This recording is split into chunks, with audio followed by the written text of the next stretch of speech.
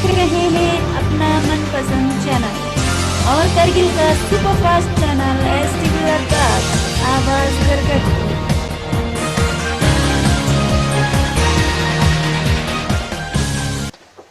बिस्मिल्लाहिर्रहमानिर्रहीम। अस्सलाम वालेकुम बच्चों। तो कल हमने आपके सामने चैप्टर नंबर 9 स्टार्ट किया था, जिसके बैकग्राउंड में आपको कुछ पहले बताया था। सबसे पहले इसने लिखा हुआ है कि चैप्टर का नाम मैगीज़ फर्स्ट रीडर लिखा है। इसमें इसने एपिस्ट्रोफी यूज़ किया हुआ है, मैगीज़ यानी उसका, और फर्स्ट यूज़ किया है ऑर्डिनल बोला था आपको, जो बोर्ड पे नज़र आएगा आपको। फर्स्ट रीडर यहाँ पे उसकी जो मैनस्क्रिप्ट या किताब जो पहली बार पढ़ रही है, तो उसका पहला किताब है। अब इसमें बैकग्राउंड में मैंने आपको बोला था कि एपिस्ट्रोफी इस जो है वो एक तो पोजीशन शो करने के लिए यूज़ करते हैं कि किसी के है ये चीज़, ये मैगीज़ फर्स्ट रीडर, मैगी का है तो फर्स्ट है। तो उसके बाद इसने लिखा है कि ये, इसको मैंने लिखा था कि इस पर दूसरे बोर्ड पे नज़र आएगा, उसमें मैंने कुछ पॉइंट्स लिखे हुए हैं, जिसमें सबसे पहले लिखा था कि जब भी हम पॉजेसिव फॉर्म लगाते हैं तो इसके साथ जब ऑर्डिनल नंबर के साथ द लगता है, डेफिनेट आर्टिकल द लगता है, लेकिन यहाँ पे नहीं है। क्यों नहीं है? क्योंकि ये पॉजेसिव फॉर्म में है। और यही बात यहाँ पे भी है, यहाँ पे नजर आ रहा है it is the cheapest way to read. अब चीपेस्ट वे, चीपेस्ट सुपरलेटिव है तो यहाँ पे द लगा है, लेकिन यहाँ पे नहीं लगा हुआ है नीचे बेस्ट में, क्योंकि दोबारा माई है, माई पॉजेसिव है, मेरा, my best friends, books are my best friends लिखा हुआ है। तो यहाँ पे और एक बात ये है कि यहाँ पे एपिस्ट्रोफी एस जो यहाँ पे इस वक्त शॉर्ट करने के लिए भी यूज करते हैं इसको। ये इट इस है, ये कल भी बोला था, तो ये दिमाग में रखते हुए हमें आगे पढ़ना है। तो कल हमने यहाँ से पढ़ा था कि उसने पूछा कि टॉप रीजंस क्या हैं। सबसे पहले उसने बोला कि दुनिया में घूमने का, दुनिया को जानने का सबसे बेहतरीन तरीका पढ़ाई करना है, किताब पढ़ना है। और अगर हमसे पूछें तो मैंने बोला था कि कुरान भी कहता है कि सबसे पहले जो पैगंबर अकरम से कहते हैं कि पढ़ो। तो इसके बाद मैंने क्लास स्टार्ट किया था, सिर्फ 2 पैराग्राफ, जिसमें बोला था कि मैगी ग्रेगरी जो है एक औरत है जिसकी शौक, पढ़ाई की शौक की वजह से उसकी ज़िंदगी जो है बिल्कुल जैसे जा रही थी वो नहीं जाता है, बिल्कुल उलट जाता है, अपसाइड डाउन हो जाता है। उससे पहले क्या होता है, वो बहुत ही सबसे, इसके पहले ही the best housewife in क्लेग्रो, सबसे बेहतरीन औरत यानी घरेलू जो खातून हो ऐसी मानी जाती थी। उसके घर के सामने से हमेशा एक बहुत ही अच्छी खुशबू आती थी, जो पुराने किस्म की। इसमें ओल्ड फैशन लिखा हुआ है, ये कंपाउंड वर्ड होता है, ऐसे लिखा हुआ है ओल्ड फैशन। आगे लिखा हुआ उसने विफ लिखा हुआ है, विफ होता है लाइट स्मेल, इसका मतलब है हल्की खुशबू, जो है हल्की खुशबू आ रही होती है। अब ये देखो, जब भी इसको डिफाइन कर रहा है, एडजेक्टिव है ये, जब एडजेक्टिव यूज करते हैं तो इसमें डैश यूज करते हैं कंपाउंड वर्ड के बीच में, यानी कंपाउंड वर्ड जो 2 अल्फाज से बने हो। ओल्ड अलग है, फैशन, सॉरी फैशन, तो ओल्ड फैशन विफ वहां से आ रही है, ये कह रहा था। और क्या कह रहा था, और वो ये डिक्लेयर करती थी कि मैं किसी भी खरीदी हुई ब्रेड के टुकड़े को अपने घर के दरवाजे से अंदर आने नहीं दूंगी, ये वो कहती थी। और उसके फैमिली को भी ये फिश एंड चिप्स जो डिश होता था, जो बाहर बना होता था, और फैक्ट्री पाइज जो होते हैं जो बाहर से बनते हैं, उसके बारे में कोई पता नहीं था। Maggi would not here of it, उसने उनके बारे में नहीं सुना हुआ था। अब क्या होता है, उसके बाद वहाँ पे उनके घर में क्या होता है, स्कूल में 5 बच्चे होते हैं, वेल फेड यंगस्टर्स हैं, यहाँ पे भी कंपाउंड वर्ड यूज़ किया है। और उसका हस्बैंड हैरी जो है वो एक नाइस, बहुत ही अच्छा, इजी गोइंग यानी जो बिल्कुल रिलैक्स हो, काम अच्छे से बैठता हो, चैप है, इजी गोइंग। इसमें भी कंपाउंड वर्ड यूज़ किया है, एडजेक्टिव, कैसा बंदा है ये, बहुत ही इजी गोइंग है, रिलैक्स पर्सन है। उसके बाद लिखा है वो क्या है, एक glass blower in A near by factory, करीब की एक फैक्ट्री में वो ग्लासेस बनाता है, बॉटल्स बनाता है। लेकिन बावजूद इसके जो folk going off to work before 7, जो 7 बजे से पहले काम पे जाते हैं, in the morning would see Gregory's doorstep glistening alone in the row. और ये बोला था कि उसका घर, जो लोग वहाँ पे 7 बजे से पहले काम करने जाते हैं, वहाँ पे उसका घर जो है रोज में उस गली में जो रोज होते हैं, घरों के रोज बने होते थे इस तरह से, घरों में जो रोज हैं, इसमें इस गली में उसका घर सबसे ज्यादा चमक रहा होता था सुबह सुबह 7 बजे। अब यहाँ से आगे पढ़ना था हमने। इट्स स्ट्रेंज, ये बड़ी अजीब बात है, इसमें दोबारा ये कॉन्ट्रैक्शन वाला यूज किया है, इट्स वाला। इट्स स्ट्रेंज, ये बड़ी अजीब बात है। यू नो, आप जानते हो, Mrs Bains would say of Maggie behind her back. जब मिसेस बेंस, ये एक और औरत है जो उसके नेबर में है, और वो उसके पीछे बैठकर ये कहा करती है, I never did see a family so fizzy and hard working. So fizzy आपकी किताब में भी नीचे दिया हुआ है, यानी जो बहुत ही डिटेल्स पे बहुत अहमियत देता हो, हर चीज़ को, छोटी छोटी चीज़ों को जो अहमियत देता हो, ऐसा और हार्ड वर्किंग मैंने कभी नहीं देखा। फनी थिंग्स, बड़ी अजीब गरीब चीज़ें। She goes off to mass every Sunday with the prayer book in her hand. आप ये शी गोज ऑफ टू, वो चली जाती है मास, मास यहाँ पे लिया हुआ है जब कोई कॉन्ग्रेगेशनल जैसे कि प्रेयर के लिए जाता है, यहाँ पे क्रिश्चियन जो चर्च में जाकर इबादत करते हैं उसमें जाती है हर रोज, हर संडे, और प्रेयर बुक उठा के जाती है। But she can't read a word, लेकिन अजीब बात यह है कि वो एक लफ्ज उसमें से पढ़ नहीं सकती। अब यहाँ से आगे क्या होता है, द न्यू रेक्टर, उनका नया रेक्टर, यानी रेक्टर यानी जो उसके, अगर हमारे मकतब में कोई पढ़ाने वाला होता है तो कोई आलिम आता है, इसी तरह उनके जो चर्च में है रेक्टर, पादरी जिसको कहते हैं, वो आता है।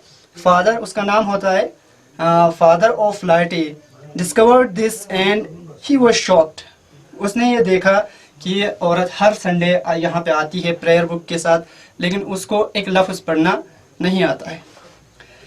A fine respectable wife and mother like yourself, ma'am, he said. उसने कहा कि एक अच्छी, बेहतरीन और इज्जतदार और बीवी और एक माँ, और वो भी आप जैसी, क्या कहा कि that cannot understand the written words, यानी जो इस लिखे हुए, जो प्रेयर बुक में लिखी हुई बातें हैं उसको नहीं समझ सकती हैं। Tell me, मुझे बताएं, why is that? ऐसा क्यों है, वो उसने पूछा। I were only 8, said Maggie. अब मैगी जवाब देती है कि मैं सिर्फ 8 साल की थी। When me ma died, me ma यहाँ पे शॉर्ट फॉर्म में लिखा हुआ है, my mom लिखा हुआ है।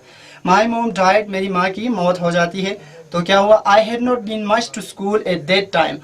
उस वक़्त मैं ज़्यादा स्कूल गई नहीं थी। And being the only girl, और सिर्फ घर में एक बेटी होने की वजह से, I had to get stuck into the housework. मुझे क्या करना पड़ता था, रोज़ाना अपने घरेलू कामों में बिल्कुल उसी में उलझकर रहना पड़ता था। तो यहाँ उसके बाद क्या बोला, but this will never do, लेकिन ये तो बिल्कुल नहीं चलेगा। वुमेन, ये एड्रेस करके बोल रहा है उसको। सेड द प्रीस्ट क्रॉसली, क्रॉसली यानी थोड़ा सा शिकायत करते हुए, ग्रम्पली, कंप्लेनिंग कि ये तो नहीं चलेगा। फिर क्या बोलता है आगे, you must learn to read, आपको जरूर ही पढ़ना सीखना चाहिए। Just as she was living, जैसे वो बाहर जा रही थी, द 12-year-old सन, देखो यहाँ पे फिर से कंपाउंड वर्ड यूज किया है, सन को डिफाइन करने, उसके एज को दिखाने के लिए इसमें डेश यूज किया हुआ है बीच में। 12-year-old और एडजेक्टिव जब भी आगे लिखेंगे हम उसको कंपाउंड वर्ड डेश लगा कर लिखेंगे, क्योंकि उसका एज बता रहा है।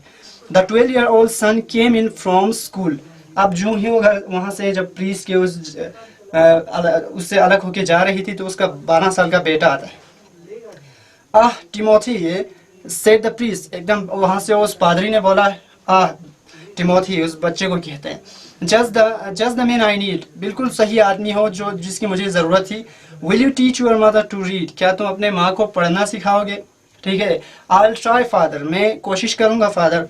Try sure that is no good at all, अब वो बोल रहा है कि हाँ ट्राई करोगे, मगर वो क्या है, no good at all means without merit, जिसका कोई फायदा नहीं है, गुड फॉर नथिंग, वैल्यूलेस है ट्राई करना। तो एनीवन कैन ट्राई, ट्राई तो कोई भी कर सकता है। I want you to make her read, मैं चाहता हूँ कि तुम पक्का यकीनन उसको पढ़ना सिखाओगे तो सिखाओगे। डू यू अंडरस्टैंड, यहाँ पे फिर से शॉर्ट फॉर्म यूज किया है, डू का ओ यहाँ से मिसिंग है क्योंकि उसने एपोस्ट्रोफी यूज किया। डू यू अंडरस्टैंड मी, क्या तुम मुझे समझ रहे हो? आई डू फादर, मैं आपको समझ रहा हूँ फादर। ठीक है। Then let there be no mistake about it, ठीक है, तो इसके बारे में आप कोई गलतफहमी ना रखें। Start her of with Tom field his can at the well, आप देखो फादर ने उसको बोला कि तो इस बात में कोई गलतफहमी ना रखें और शुरू करो इसको। स्टार्ट ऑफ होता है कि शुरू करना कोई चीज़। स्टार्ट हर ऑफ विद, उसको शुरू करें किसके साथ? Tom field his can at the well, यानी इस किताब का नाम है, किताब का नाम जिसका नाम है कि टॉम ने क्या किया, अपना जो केन है उसको कुएं से भरा। I'll call this day, मैं इस दिन को याद करूंगा fortnight, ठीक है, 14 दिन के बाद मैं इस दिन को दोबारा याद करूंगा। My boy, and if your mother can't read by then, और अगर तुम्हारी माँ तब तक नहीं पढ़ पाई, you will answer to me, ठीक है, तुम मुझे जवाब दोगे। Here is 6 pence, ये 6 pence है, जैसे कि हम पैसे देंगे किसी को, 10 रुपए हैं, 20 रुपए हैं, इस तरह से ये यूके का कॉइन होता था जिसको अभी यूज नहीं करते हैं। 6 pence मैं आपको दे रहा हूँ। Go and buy sweets for yourself, जाओ और मिठाई खरीदो अपने लिए। But remember this day fortnight, मगर ये याद रखना, इस दिन को याद रखना 14 दिन के बाद। अब आगे क्या होता है, टिमोथी कोक्सिट, यहाँ पे लिखा है किसी को बहुत ही आराम से मनाना है, आपकी किताब में लिखा हुआ है नीचे क्योंकि ये हाईलाइटेड है बुक में। कोक्सिट यानी persuade someone in kind gentle and patient way, बहुत ही आराम से मनाने की कोशिश करना, खस्पा को लगाते इसका क्या।